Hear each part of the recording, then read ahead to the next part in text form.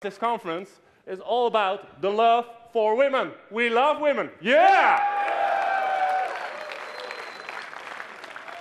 Real men love women. No question about it. So, Adam, are you up for it? I think he is really up for it. Are you really up for it? Let's come on the stage and have a big hand for Adam Lyons!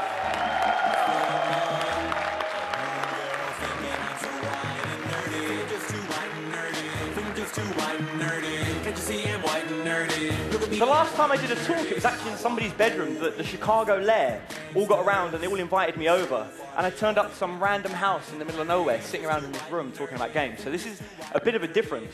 I don't know if you guys realize how lucky you are, but conferences don't normally look like this. There's normally 20 dudes in the top of a bar, and everyone's paid like £10 to get in. This is pretty impressive. And you've had like Johnny Soporno, you've had Zan. I mean, you guys have had some pretty awesome speakers. And I know you've got some more lined up with Sean Messenger and all the others. Yeah, I mean, you guys are really lucky. This really is a talk. And thank you. There we go. And I'm sure you've had a lot of people come up here and talk about their success stories. There's a couple of things I want to talk to you guys about. And I want to start off by talking about one of my failures. Because I think people don't realize how dangerous the hobby is that we've all taken on board. Now, I used to be a massive geek. I still am a massive geek. Like, let's be real here. I really am. Like, Dungeons and Dragons, I could talk a lot longer about that, I promise you. And the point is, I don't think people realize that's a pretty safe hobby. I stay in my bedroom, I roll some dice. I'm not, my life isn't a danger. And I want to talk about something that happened to me back when I was gaming quite hardcore. And I hope you bear with the story, because by the end of the talk, you're going to see just how relevant that is for you. I was out doing some game in London, and I'd got to the stage where I'd realized that, I'm not going to bust my ass to try and get every single set, and if there's nobody that's particularly hot, I would much rather go home and, be honest, sleep with myself, because that's a perfect 10 now, right? That's a perfect 10, 2 hands. And so, I'm not settling for anything less, yeah? So the truth is, I'm walking home, I'm walking out of the club, and as I walk out of the club, this girl starts dancing in front of me. And she's not dancing in like a coy, flirty way, we're not getting it's nothing like that. This is serious. This girl, she's proper like, yeah, like in front of me. And I'm like, I can't be bothered, fuck off. And so I try and walk past her.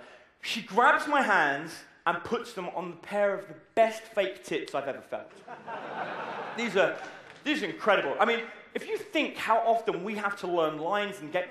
Fake tits are incredible. It just bypasses all that shit, $2 and I'm feeling her tits, and I'm like, these are good. Now, at this point, my mind starts going. I'm thinking of all of the crap that I filled it with. Mystery method and RSD and all this shit that I'm supposed to remember. What am I supposed to say at this point? And I think, oh, fuck it. I'll just say, I live 2 minutes away. The girl looks at me and she says, I'll grab my friend.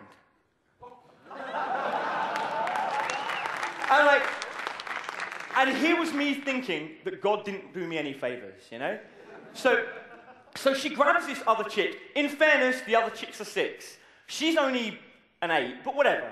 There's 2. 6 at 8, what, 14? So the 2 girls, they come along.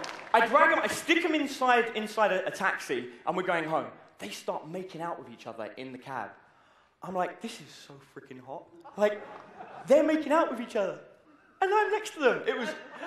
At this point, I'd never had a threesome, right? So this is big deal. This is my first threesome, yeah? So I'm pretty psyched. Remember, this is not a success story, be warned. So, it's true.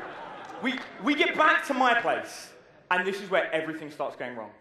I've got the 8's hand, because I'm not going to touch the 6. The 8's got the 6's hand, they're friends, you can let her off for it. And the 6 is coming behind. We get to my doorway, the 6, outside my door. I look at the 8, I look at the 6. I do a quick bit of maths. Cut my losses. See you later, 6. Grab the 8 and run to my bedroom. The 6 is throwing up. I'm like, there's a bowl in the kitchen or something. Don't worry about it. We get into the bedroom, I shut the door to stop the 6 coming in, because I don't want her to try and give me a threesome. Seriously, that is not my first threesome. It's not like, oh, no way.